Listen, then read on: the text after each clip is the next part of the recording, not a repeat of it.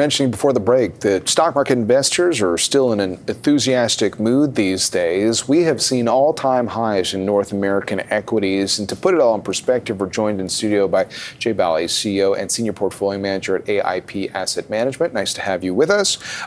This steady momentum story of stocks has been basically the theme of the summer of 2025 so far.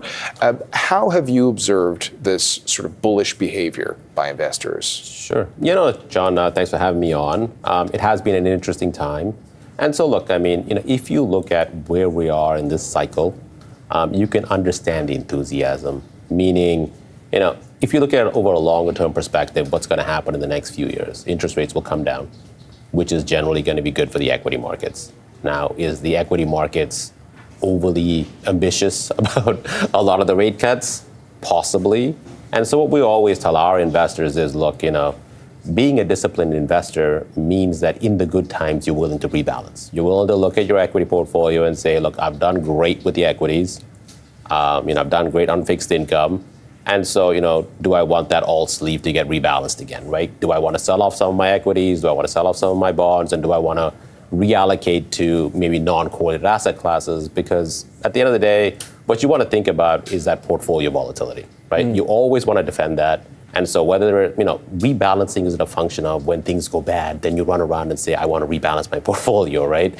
You want to do it the opposite way, where you say, look, I'm in a good place, I'm in a good mood, things are working out well for me, but I want to stay disciplined. I want to go back to basics. I want to go back to my core portfolio, and I want to go have those conversations with my portfolio manager, my financial advisor, or if you do it yourself, maybe take a look at that portfolio yourself, right? It's always tough, you've got that horse in the race that keeps charging ahead, and you don't want to leave money on the table. But actually, I would imagine when you're talking to clients these days that because there's been particular pockets of the market that have been so strong, right, that your portfolio mix may have shifted just by the fact that you had this stock or that stock, right, and they've had a big run. Right.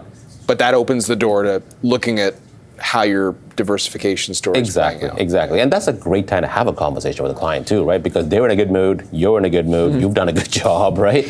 And so the conversation's actually great to say, look, we've done well, right? The portfolio's performed as we had expected or better. But, this is the time to plan for the future, which means not every month is going to be an up month. Markets don't go up in a straight line. And so, we need to start rethinking about, what's that downside protection look like for us.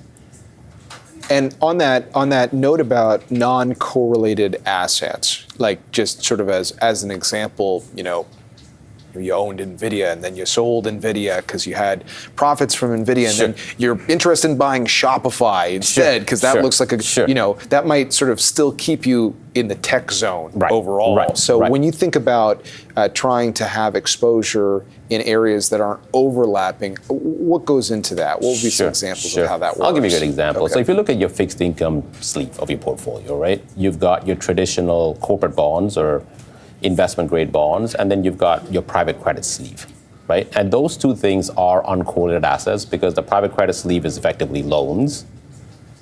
Your bond market is bonds, which are a little bit different, right? Which are less secured, but they're more liquid, right? And so, for example, like one of the things we've done in the fund is, there's, if you look at corporate debt today, and that'll like high-end corporate debt will give you kind of 5 to 6%, right? Like really good stuff. Whereas if you look in the private markets, like we just recently made an investment into XAI's private debt. Like they did a debt offering, secured by their data warehouse, the Colossus, and it's backed by Grok, so it's got security on it. And so, senior secured debt, we're getting a 12% yield on that, right? But obviously, it's not as liquid as the corporate bonds. And so that's the concept of it, right? It's you want a certain amount in those bonds, but you want to use that private credit as a yield amplifier, right? And so you want to have a well thought out plan on, do you need the liquidity or do you want sort of that income stream coming in, right? And then you got to design around that. And that's where, good advice is helpful. That's where talking to a financial advisor could be potentially helpful for you, right? Yeah, and what's interesting about private credit as well, like I feel like probably the last half dozen years. Right. We've had so many market professionals that have been talking about the opportunity for investors there. I think everybody in the public markets heard that too. So you've increasingly got, new products, publicly traded products that are sort of tied to private credit as an area. Just to sort of explain how we got to this point, was it the big banks pulling back on some of their lending that kind of opened the door for sort of this private credit boom in the first place? Yeah, I mean, it was the repackaging of loans, right? I mean, effectively, loans historically was the wheelhouse of large institutions and banks. And, I guess there's been regulatory changes that has allowed funds and other institutions and companies to invest in that space. So, I mean, that's part of it. The other part, of course, is, yes, the financial crisis has made larger banks more cautionary, right? And so that risk is now being sort of allocated over to private credit, right, at this point. Okay, so equities, more traditional fixed income, private credit opportunities, you sort of start to spread around.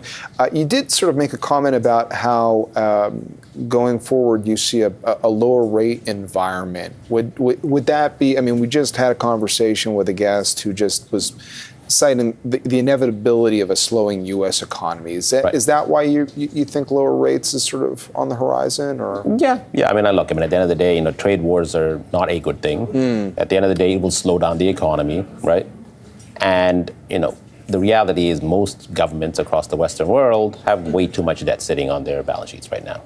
And so, if you look at the U.S. markets with a $35 trillion federal debt, that the lower the interest rate, the more affordable it is, right? And there seems to be no signs of slowing down on the borrowing, right? I mean, deficits. If anything, it's been, and it's not just increasing. A U.S. story. Canada's committed to big spending, and Europe's committed to big spending. Absolutely, right? And so, look, I mean, can they afford interest rates at 7-8%? Probably not, right? I mean, so they need it to come down. So one way or the other, it's coming down.